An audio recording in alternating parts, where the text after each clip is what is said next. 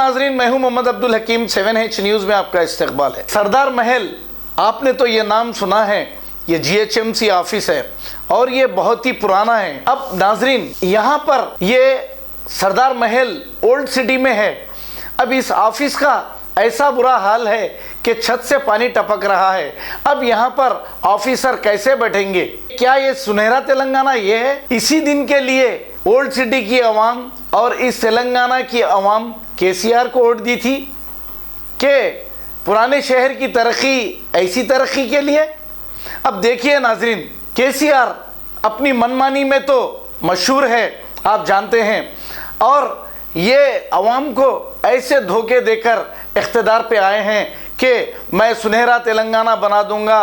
और बहुत अफसोस की बात है, इन वादों को देखकर जब ये देखा जाता है तो बड़े ही KCR और इनकी हुकूमत पर बहुत अफसोस होता है। अब इस सरदार महल के जो ऑफिसर है बेचारे कुछ बातें कर रहे हैं, अंदर से आवाज़ भी आ रही है, वो अपनी जान को जोखिम में डालकर काम कर रहे हैं। इस हुकूमत चलाने वालों को शर्म आनी चाहिए। आइए देखते हैं ये रिपोर्ट।